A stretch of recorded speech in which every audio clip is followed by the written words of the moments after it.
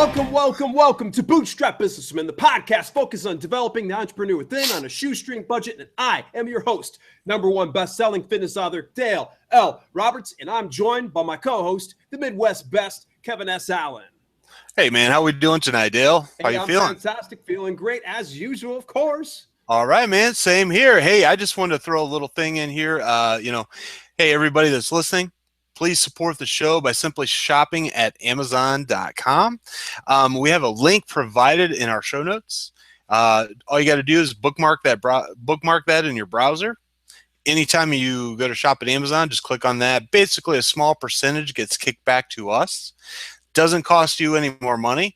That small percentage helps cover the cost of our show, and overhead. So if you want to keep hearing the awesome, great content and some of the great guests and stuff that we got coming to you, just go in, bookmark that, use that link. Excellent. Yeah. And hey, remember, if you like the show, then show us some love. Click the follow button on our site at show.bootstrapbusinessmen.com, Stitcher, or iTunes. And the best part is you won't miss out on a single episode if you're following us. And should we decide to have a special pop-up show with exclusive time-sensitive promotions, then you'll know all about it. Which we've had what, at least 3 or 4 probably over the last few weeks here. Yeah. Pop-up episodes. We're giving away a lot of great books, some audio books. Man, people got to follow. That's absolutely true. All right, welcome to another episode. Our very special guest today is going to be Michele Perry of MichelePerryCreative.com. I am super excited. Not only does she have an authority in how you can brand your business, not only how to build your business, but she has an amazing backstory. I started reading just a little bit about it, but instead of me talking about it, Michele, welcome to the show. Thanks for having me. It's so great to be with you guys. And my story, I started, I guess it started when I was born. Like many of ours did. I was born missing my left hip, my left leg, my left kidney. My right kidney didn't work. Incomplete digestive tract, severe scoliosis. Had 23 surgeries by the time I was 13. And so I have a little bit of a history of learning how to overcome odds. And I'm actually really grateful for the gift that it gave me, because what I learned growing up has become instrumental in my journey since then. So I hope to be able to encourage those of you that are watching and joining us by podcast that, your limitations don't have to be barriers that hold you back from your dreams. They can become the very stepping stones into your destiny, into your success. So that's just the very background. And I'm just happy to be joining with you guys and having a cup of coffee and just chatting and keeping it real. Boy, I wish I would have got my coffee. All I've got is this mug of water here. So I'll just pretend like I'm having some caffeine with you. So I'm having some tea. I'm the only one drinking the lame drink here today. What's the deal here? So Michele, you speak so much to something my good buddy Kevin here has always kind of said to me, and I loved it. It was probably about a half a year ago, you and I reconnected. Kevin and I known each other since we were teenagers. And, I know, which was, 5 years ago. It honestly feels like it, man. Yeah, it feels like it. But something that he says, as far as when it comes to adversity, and there's no obstacle to him. He always says over, under, around, or through. I'm just going to get past you. So, how is it that you can get through such adversity, but yet some people allow it to stop them? For me, just to be very real and, and I want to be sensitive to where you're at and where your listeners are at, but my faith has been a huge part of what's propelled me and has been given me the ability to to keep going in the face of, death sentences medically in some cases. And and I have an amazing set of parents who they never disabled me. They always told me from the very, very beginning, hey, you may not be the fastest at what you want to do. You might not even come in first, but if it's what you want to do, there's always a way to do it. And so, and if it's what you enjoy doing and it's what brings you life, the rest of that doesn't really matter. So I grew up being told from day one, anything you want to do, you can do. There is literally no barriers to what you want to put your energy toward and what you want to focus on. And so when I was 6, I absolutely terrified my mother by hopping off our little diving board. I live in Florida, and so grew up with a swimming pool in the backyard. And absolutely terrified her by jumping off, hopping on one leg down to the end of the board, and she's having visions of me like falling and splitting my head open. But in the middle of it being absolutely, I mean, she's a mom. She would have been scared, but she let me do it anyway. And I jumped off the end of that diving board at 6 years old, and there just hasn't been anything stopping any time ever since. And so I've been blessed. I've had some amazing encouragement from an early age to just go for it. That is really, really cool to hear that you have such supportive parents. Do you have any siblings? I don't. I'm an only child, grew up, and it's been, there are times that it would have been lovely to have a brother or sister around, but I grew up loving to read, and just kind of because I was around adults my entire childhood pretty much because of all the medical stuff. I was in and out of surgery and hospitals, and unfortunately, back in the, like 5 years ago, not quite 5 years ago, a little bit more than 5 years ago, when I was coming through the medical system here, there wasn't the understanding that there is now about just the way that you deal with children and the way that you help them emotionally get through what they're going through. And so I learned very early, if I wanted the medical establishment to listen to me, I needed to learn how to speak their language. And so it wasn't I have a tummy ache, it was I have a pain in my abdomen, it was level 4, thank you. And so I had to learn how to enter their world and grow up a little bit earlier than I would have had to otherwise. And but it's okay, like all things work together for good. And I'm just really grateful because the very thing that could have held me back and could have made me, give up and just give in, from the time I was 6 onward, I was actually in kind of our local media where I grew up in Florida. And by the time I was 10, I was doing public spokeswork for our Florida Georgia Blood Alliance, and absolutely terrified. First time I ever gave my speech in public. I don't know if you guys have done the whole public speaking thing or not, but I'm sure some of you guys listening will relate to, like, it can be terrifying. But about halfway through, I discovered I actually really enjoyed it. So I went on to my undergrad, and that's what I majored in, and I've been doing training development, speaking, motivational, encouraging messages, inspiration, pretty much ever since. So basically what could have slowed me down and stopped me became a platform that it's allowed me to be really effective, and it's taken me all over the world. I graduated university, went to Baylor University, graduated, and I moved to India. I lived in Calcutta, India for a year, traveled around the rest of India for about another year, came back, spent a few years in the United States, and then in 2006, I moved to what is now South Sudan.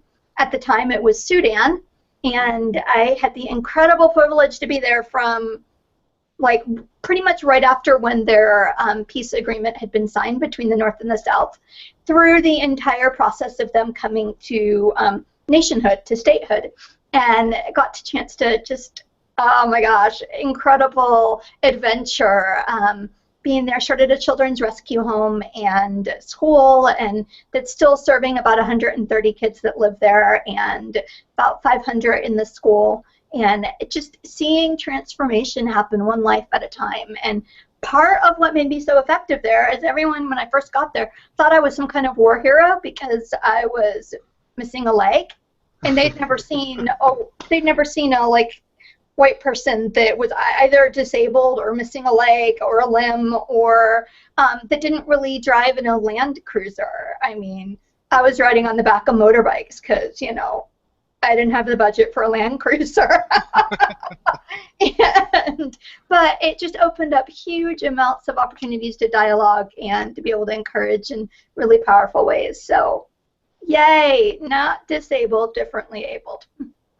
That is awesome. I love that outlook on things. Differently abled. Oh my gosh.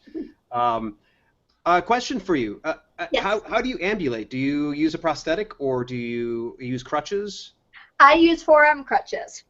And if you go on, I forget what page it's on exactly, but if you go onto the press page on MichelePerryCreative.com, there's probably one of my favorite pictures ever of a friend captured, and it's actually of me doing like a sidekick ninja style on my crutches, like up in the air, and it's a real encouragement to me, actually, just a reminder. This last transition back to the United States in 2013 was the hardest thing I've ever had to do. I never planned on leaving South Sudan. I didn't know how long I would stay alive there some days, but I didn't plan on leaving.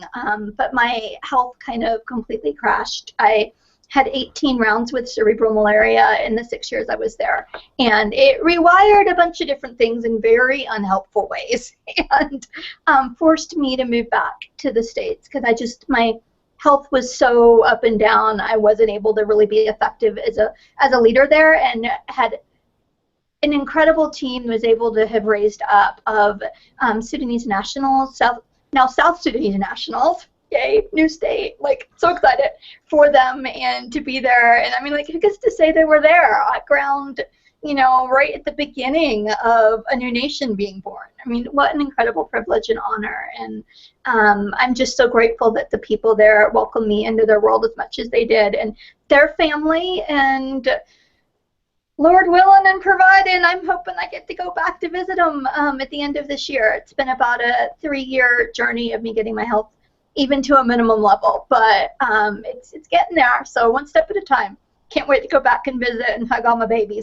I would not even think that you have any kind of health issues. You're just so vibrant and you're just amazingly articulate, because, you know, it's even before we had connected, I get this really just this contentment about you, and something that I've noticed sometimes. See, I've been in the healthcare industry for over 2 decades, and sometimes when people are ill and not doing well, they just, you know, it's really hard for them to put on a happy face after a while. Sure. So, question for you: for some people that might be maybe in that sticking point, maybe in a similar situation such as yours, or maybe something a little less severe. Right. How do you handle yourself on those days off, those days that you just don't feel like it?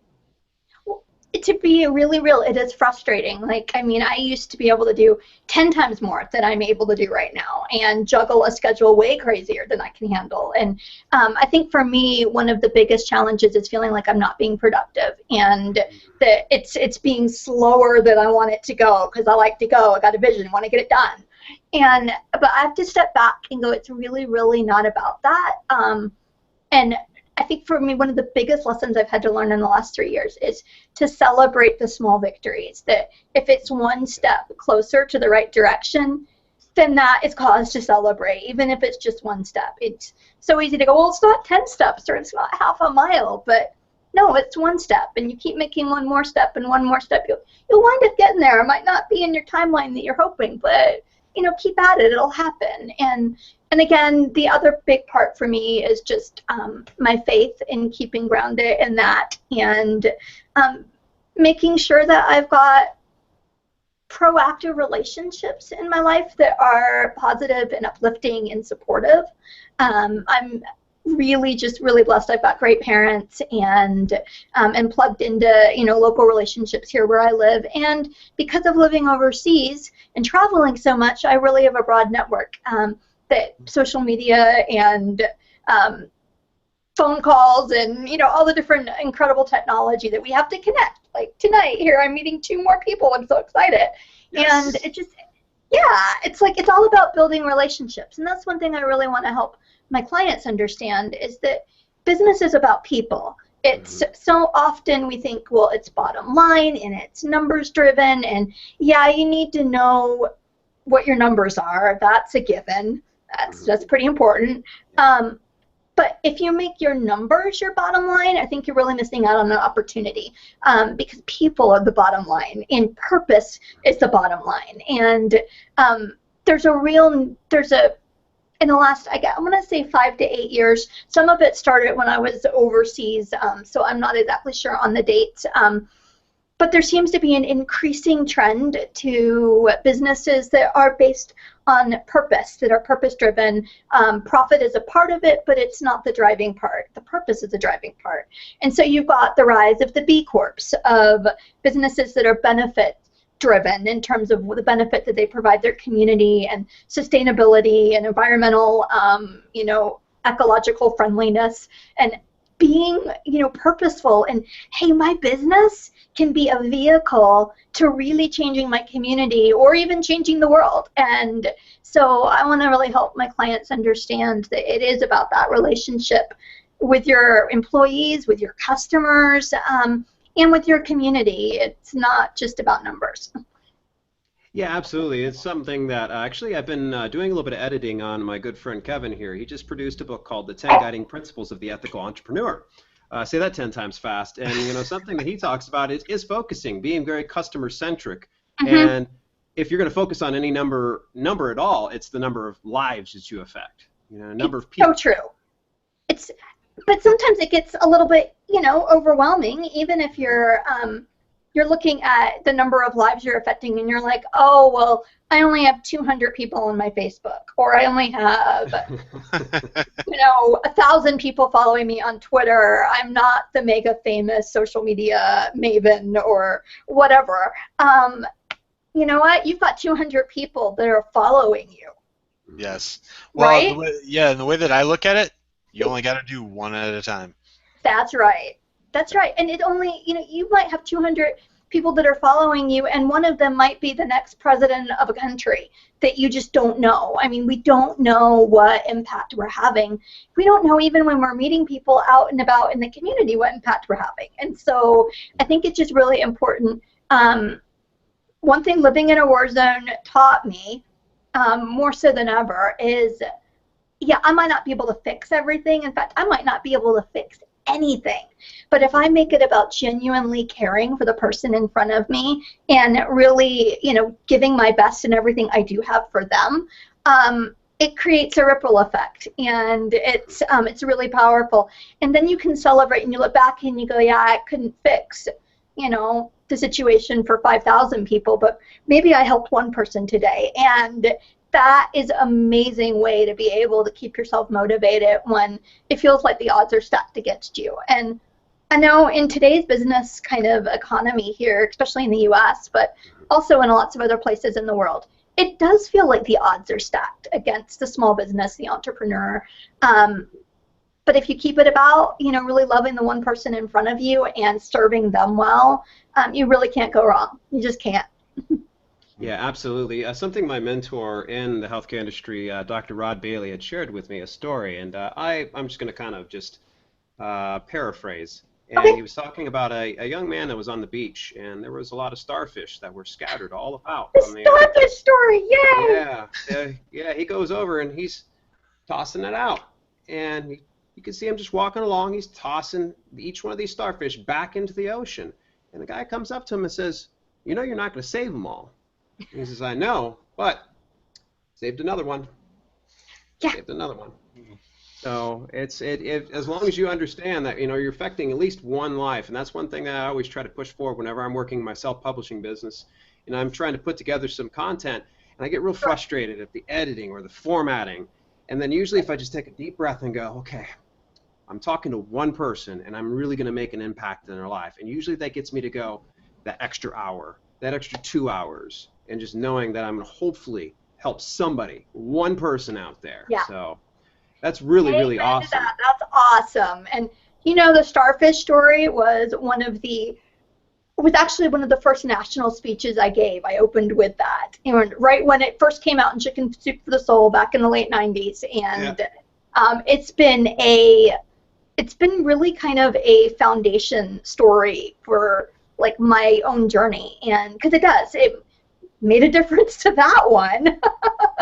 It might not, you got to make a difference, one at a time, and that it's interesting. That brings me around to another thing that I've been learning and will probably continue to stay learning for the rest of my life. It's the importance of story and the way that story can impact your business and can impact your organization, can impact the way that you connect with your customers and the way that you connect with people who are, if you're in a nonprofit sector, maybe want to give and support what you're doing, is the importance of stewarding the story, because we don't remember statistics.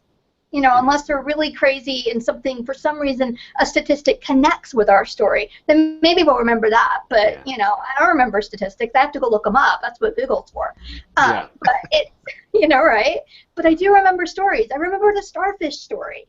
And I remember the stories of some of the children that came and what they came out of and how their lives were transformed, and how, one of them now is, when he came, he didn't think he had any hope of education whatsoever, and now he's in medical school, and he's actually working to solve hunger issues for a particular tribe. And it's the stories that really propel people to want to engage, because it creates that relational connection. And so we have incredible tools to be able to tell stories in this day and age, whether, on social media. And I mean, hello, there's cameras that you can put in the hand of someone that doesn't even know how to point and click, and they can still get fairly decent pictures out of.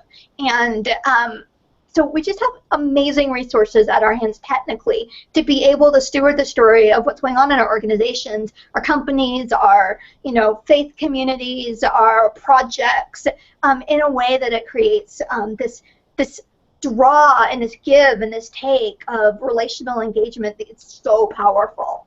So yeah. Yeah, it's so funny because you can always spout off all these statistics. As a personal trainer, when I first started out, I was all about, hey, you're affecting latissimus dorsi, and you're doing this, and what? a certain percentage, yeah, and unfortunately, yeah, it's one of those cases where you start to forget about what people come here for.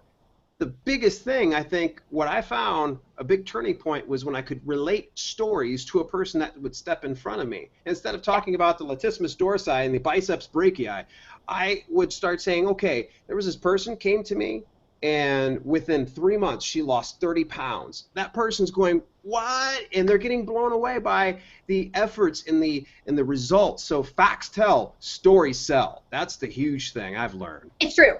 It's true. I like that. That's awesome. The facts do tell and the stories sell. And it's, I noticed a huge difference because what I was doing in South Sudan was kind of faith-based development work. And so there's a kind of, your standards that you normally do when you're in any industry, including that one. And so our communication standard was the quarterly newsletter. And, you give out and you give all the statistics and so many people got fed and so many people, so many kids were taken in, and I would put it online so that I wouldn't have to necessarily send it to everybody that was following us, because we just had horrible email.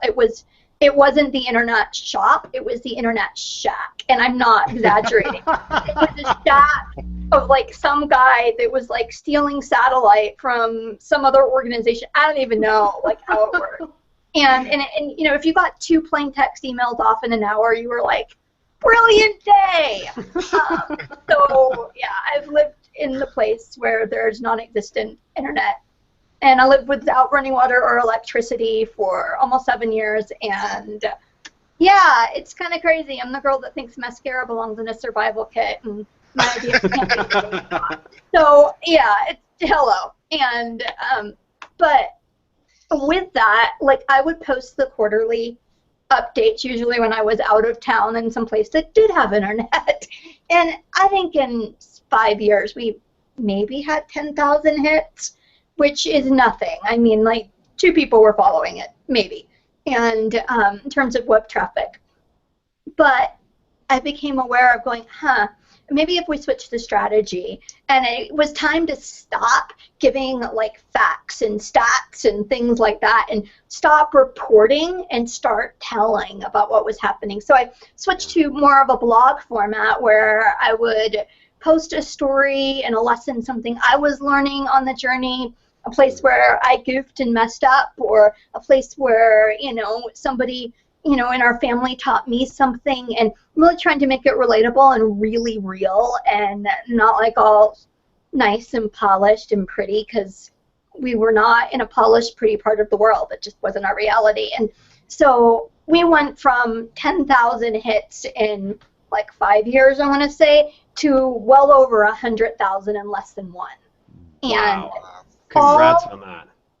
Yeah, all from like changing the dynamic of telling the story. And so I just have a real heart to help businesses and leaders in organizations learn how to steward the story of what's happening around them in a way that the world that needs to connect to them can, and feels compelled to connect in, because they're able to connect to the story and they go, oh, I want to be a part of that, or I want to find out more. Man, I really need that product, not because I'm being like, you know, guilt it, twist it, manipulate it into whatever it is, but because it's actually going to provide a benefit for me and I authentically connect to it. So yeah, that's kind of how my last season is transitioning into my current season. That's really, really cool. There's so much to learn about what you're sharing there. Hopefully Kevin, as usual, is used to me just dominating things. It's almost like I'm the Johnny Carson and he's the, you know, Ed McMahon. Yeah, there we go. He's doing the laugh too as well. So I've got a question for you. See, I used to work for Bethesda Senior Living. Was the company I worked for, not for profit. Of course, they're faith-based, and they did a lot of mission work. Yeah. So what was the faith-based organization that you were working with? What's their background, and is there any way that people can be able to get in touch with them? Yeah, I was working with a group called Iris Global, and if you go to irisglobal.org, I'm pretty sure it's .org, they can find out about they have different like projects and stuff that they do all over the world, and they're probably most well known within like certain church scenes for what they're doing in Mozambique, and just incredible stuff that's happening. I mean, communities getting water, kids getting taken in off the streets.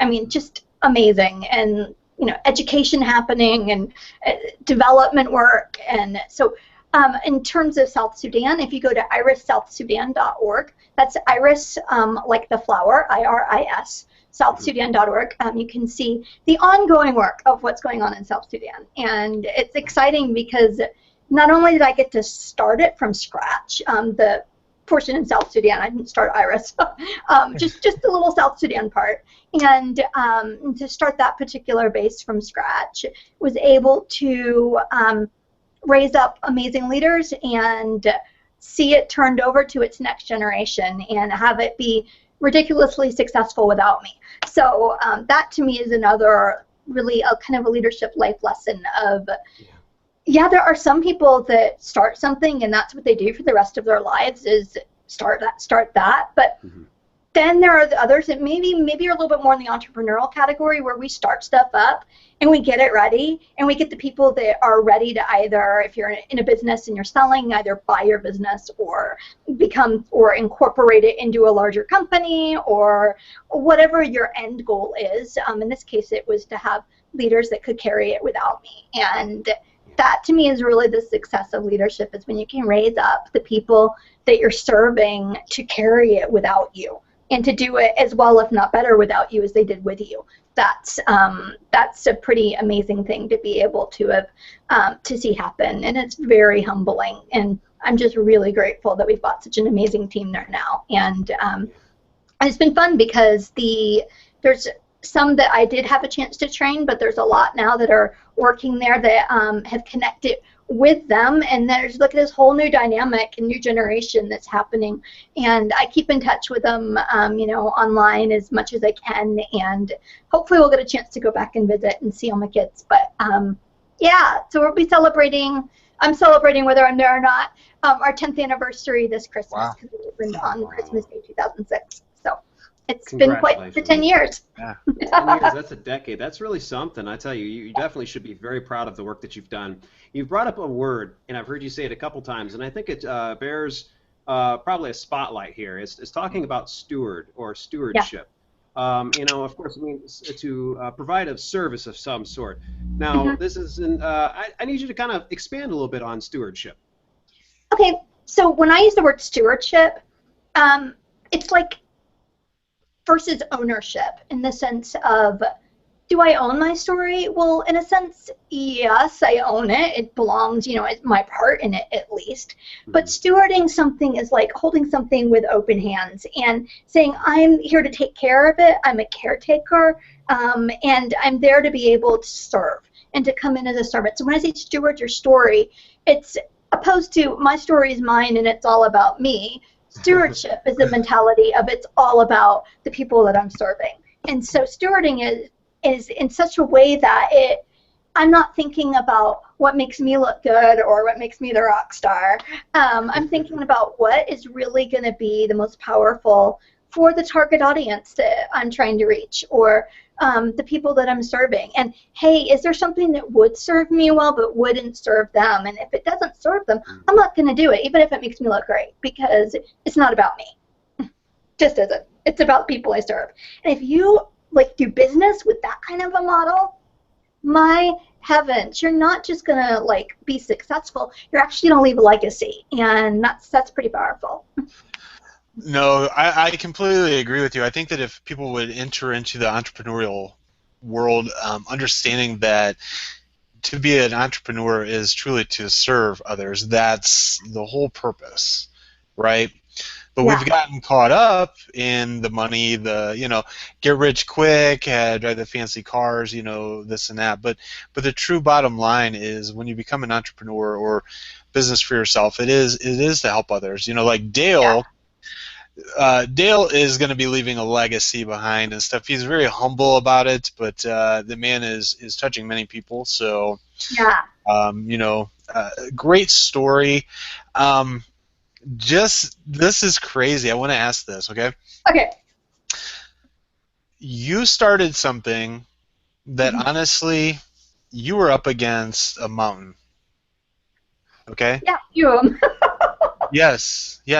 So, your mind, how did you just honestly believe that this was going to work?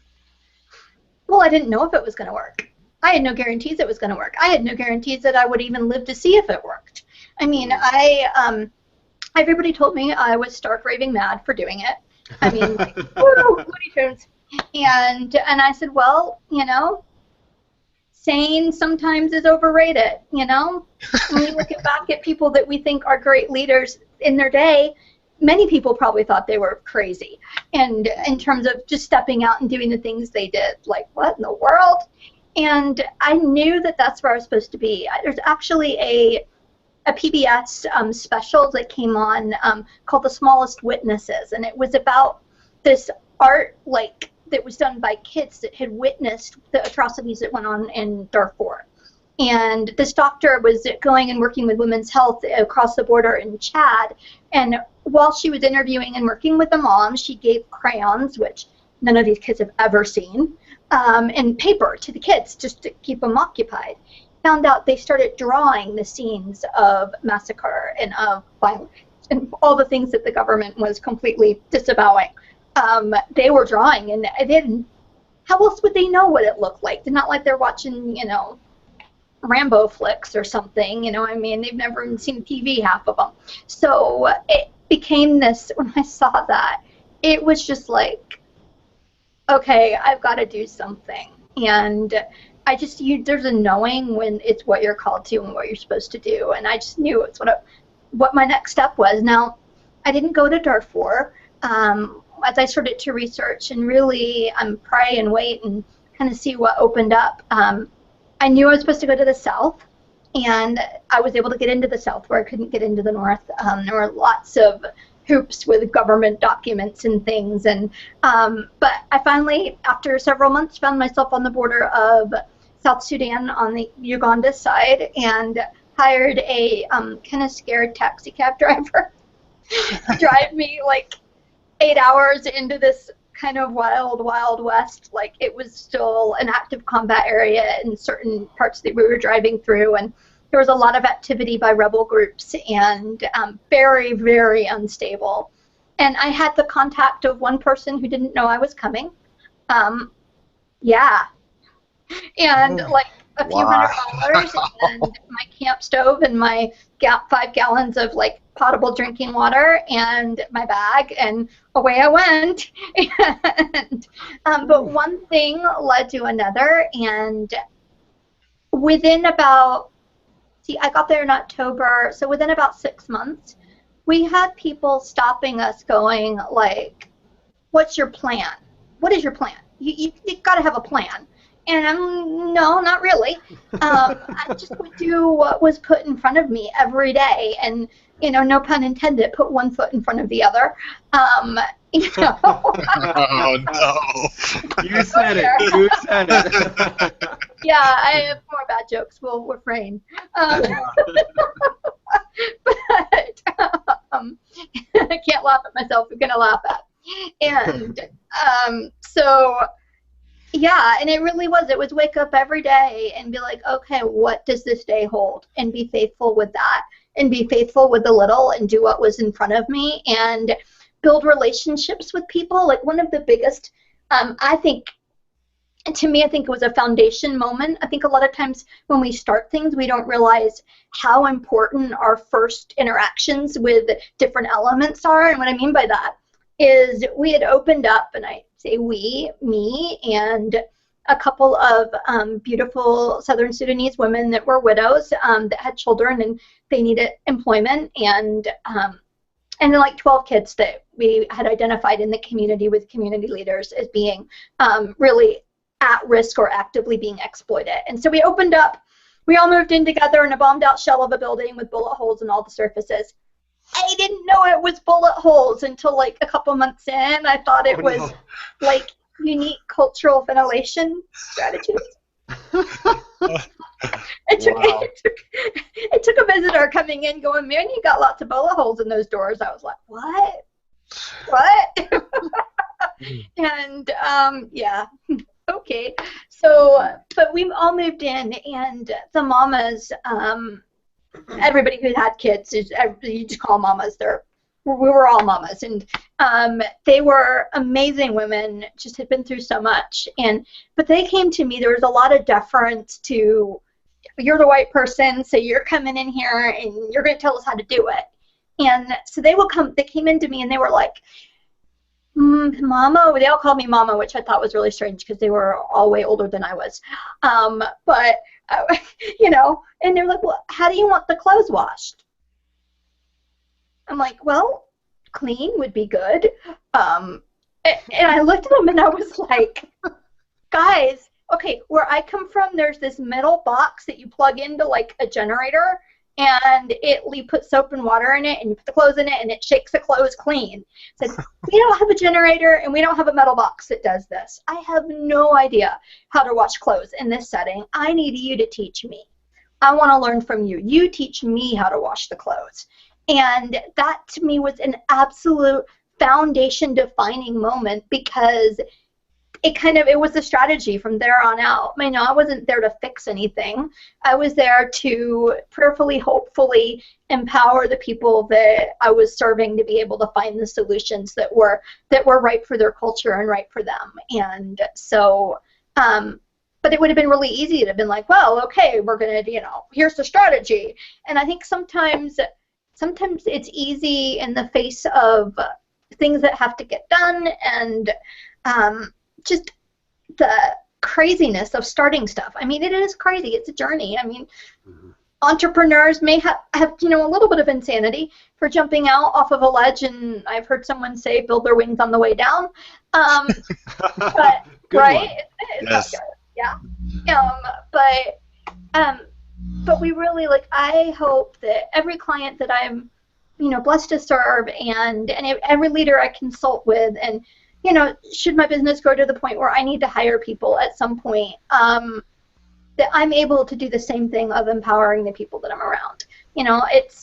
If a solution comes from outside and someone tells you, this is what you should do, here's your solution, you don't own it nearly as much as if that's why coaching is so powerful, because it helps you identify and find your own solutions and to really own those. So, yeah, that's kind of where that was. And I believe that great businesses, again, great leaders and great businesses empower people. So that's really, really cool. I love the lesson that you share in that. That's powerful, and and hopefully the people that are listening to this, they can really take that in whatever business or the business either that they're building or they plan to build. They can implement that, especially if you're starting from the ground. It's going to be even easier if you know these fundamentals.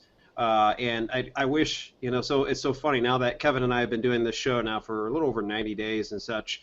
I've met so many. Oh, you guys are just new! Wow. Oh yeah. Yeah. We're not new to our own businesses, but in any event, I learned things like this from you. I wish you would have contacted me about 2 or 3 years ago. That would have saved me a lot of time and a lot of heartache. So you've got quite the story, and so now I want to kind of make sure that we transition over into your business and such, because obviously I'm very interested to learn just a little bit more about what it is, what all is involved in MichelePerryCreative.com. That's a great question. I'm still discovering the answer myself. I'm not new to what I do, but Michele Perry Creative is new to being, a business as itself. I've done, what I found out was the last 20 years, even though I was working a lot in the nonprofit sector and was starting this wonderful thing in South Sudan, and before that in other places was serving, I've done leadership development and I've done branding, not necessarily called it branding, but storytelling, branding, helping people communicate their core identity after they've discovered what that is, and put it out there in a way that other people connect to. For about 20 years. I mean, it's something that I've done naturally. I love learning about leadership. Even when I was a kid, I would take the John Maxwell books off of my parents' bookshelf, and as a little 10, 11-year-old, in the corner trying to read John Maxwell. Didn't understand everything, but I found it fascinating. And so by the time I was 16, I was actually doing leadership development seminars. Nobody knew I was 16. They all thought I was a lot older. I just look really young.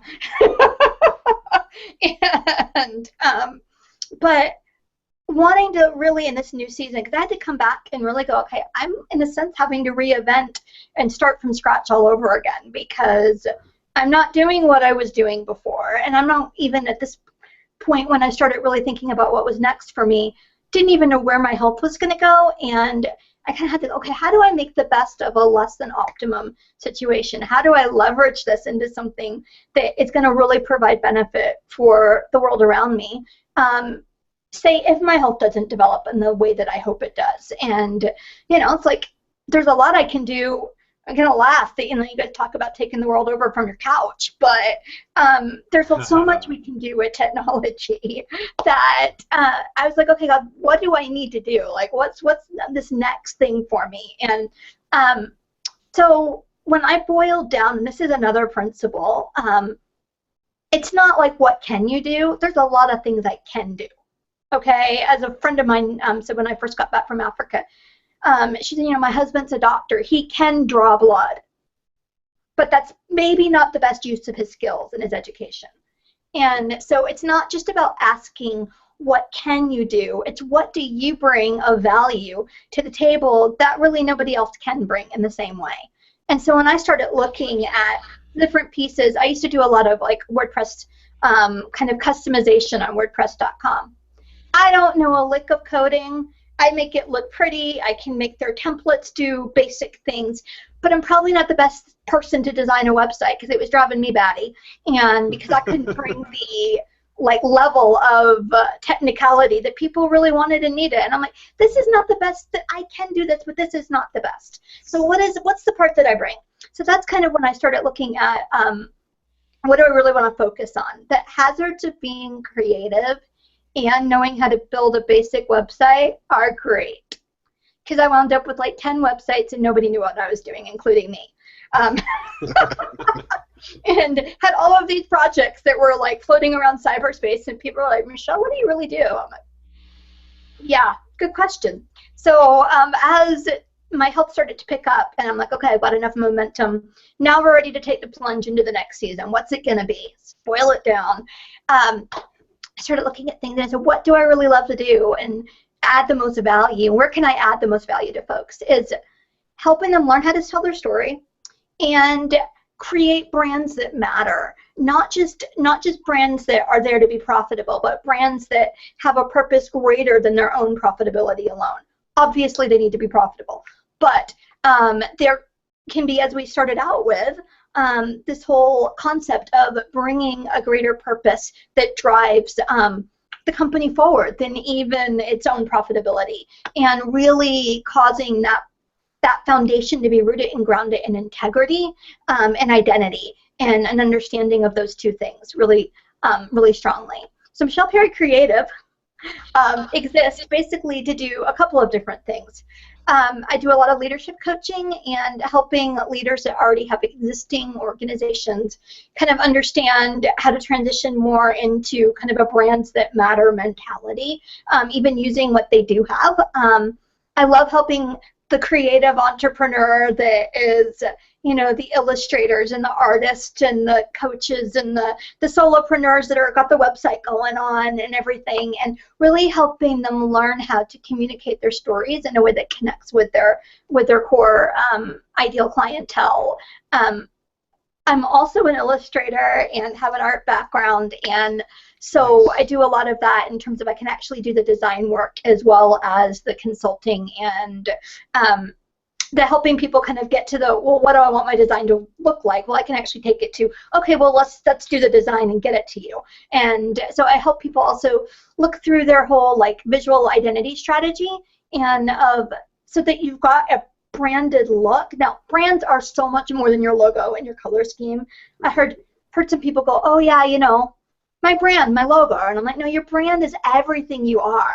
Your brand is who you are, and it's like every choice you make has got an impact on what your brand is, and you're communicating it whether you want to or not. You might not be communicating what you want to be communicating, but you're communicating something, right?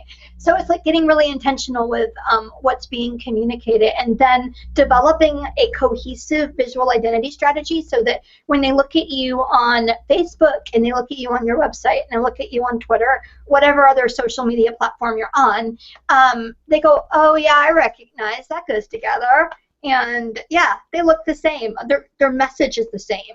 I'm getting it. And so that's what I help people do. And I'm having a blast doing it, and have done quite a number of international consults, which is so much fun. And then worked with quite a number of creatives and trying to help them get their vision out there in a way that, well, with the end goal of being profitable, but also being purposeful. That's really, really good. Yeah, it's so funny because I used to think that branding was just simply a logo, but it has everything to do with, you know, your logo, of course, and, you know, the fonts that you use, to the words you speak, how you carry yourself, how you dress, Yeah. you know, and the audience that you interact with. That's huge. It's brand, you know, and it's really cool. Hopefully people start to understand that when they are building a business, they're building a brand, and knowing your audience, wouldn't you say, is probably a huge part of what your brand is? Absolutely. And you know, I used to have like a phobia about branding and marketing, because I was like, oh, those are the people that come and try to like twist my arm to make me buy stuff I don't need. You know, so I kind of had this until I began to really do some more reading and researching, and went, oh, wait a minute, I'm doing branding and marketing. I'm just calling it other things. Because the essence of good branding is that it's all it is knowing who you are, and knowing who your audience is, and knowing how those things connect, and how to connect that part of who you are that adds the most value, right, to the people who need to have that value, and seeing that all happen, and to being done in the context of story.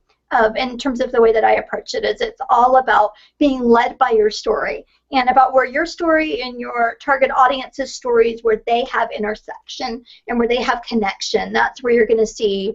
That's where you're going to see the things that look like they're overnight successes, but they really took 10 years to build.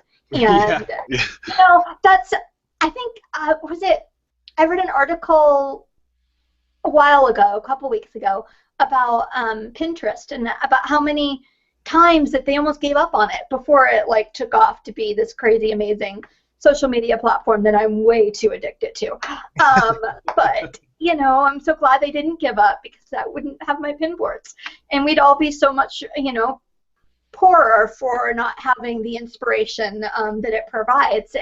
But the CEO that founded it, I mean, years, you know, went by before it really caught on. And so a lot of times we see the end result and we think, oh, it like just happened in an instant. It's like, wow, that went viral. And it's maybe that one little piece did go viral, but it had 10 years or 5 years of like just putting in the hard work and building, you know, kind of something that was strong enough to maintain what happens when it goes viral. Because I'm sure you guys have, we all have heard stories of businesses for whatever reason that they were able to, they were doing okay when they were scaling to a degree, but then when it went viral, they didn't have the structure in place to be able to sustain the growth. And so that's another thing that I learned when I was overseas, was just the importance of really building and thinking ahead that everything you do is scalable, so that it can be, you can scale it out, and so that it can be something that's sustainable when you do reach that point where it tips and you're like, wow, we've arrived.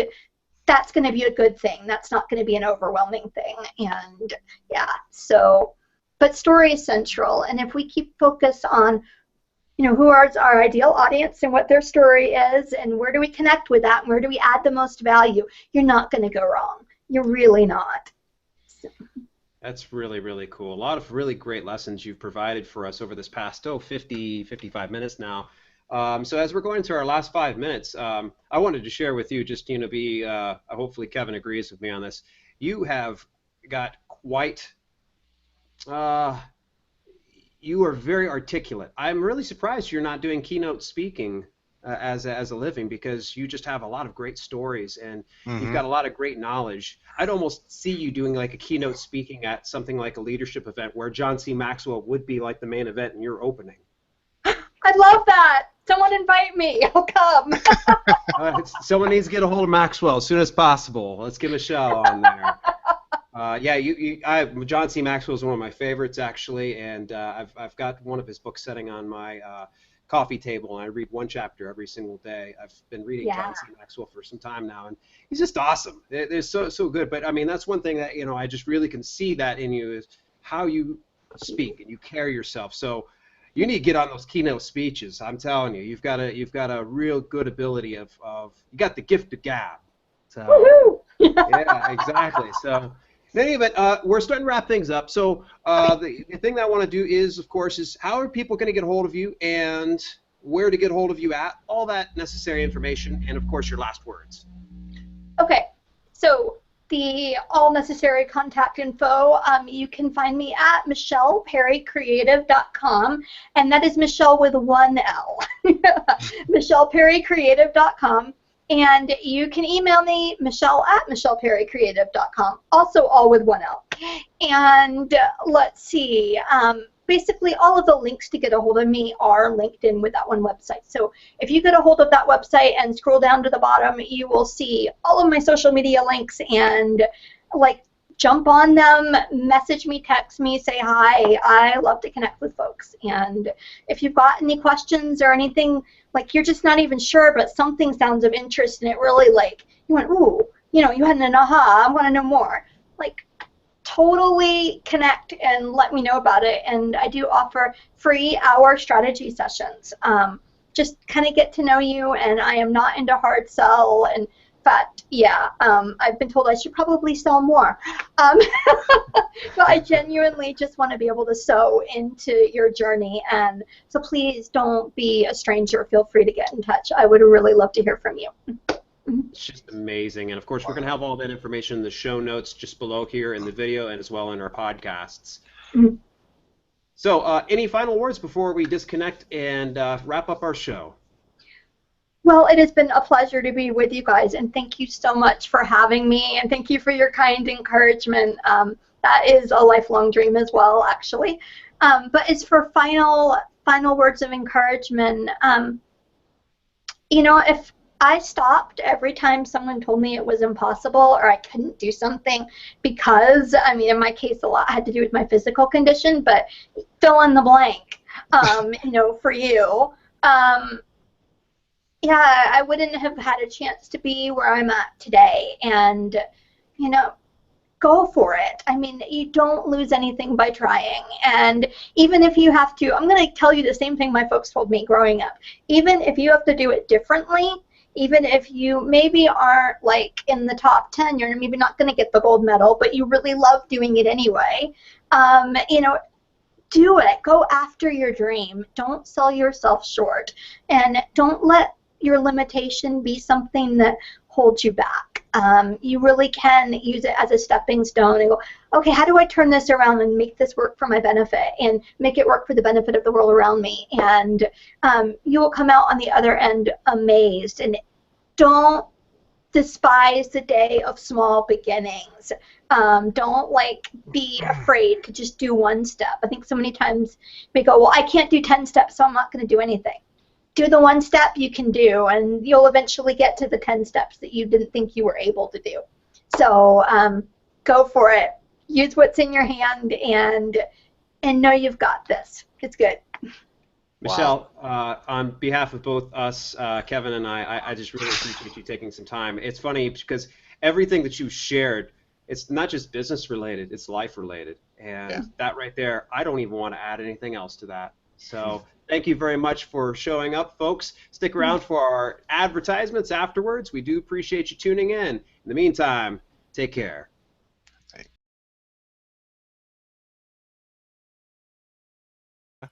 Just a reminder, you can support the show by simply shopping at Amazon through the link in the show description. Every time you make a purchase through the provided link, a small percentage of sales goes back to support our show and cover overhead costs.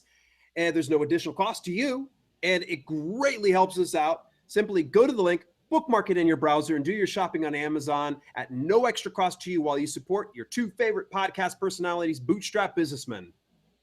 Absolutely, Dale. And also, everybody, just as a reminder, you can follow us at Stitcher.com. Just type in Bootstrap Businessmen. It's going to, pull up all of our shows and episodes so you can listen to us there. Go to SoundCloud.com. Type in Bootstrap Businessmen. iTunes.com. And type in Bootstrap Businessmen. And you can follow us. You can download the podcast on your phone if you have an iPhone. Stitcher and SoundCloud both have an app that you can put on your phone so you never miss an episode.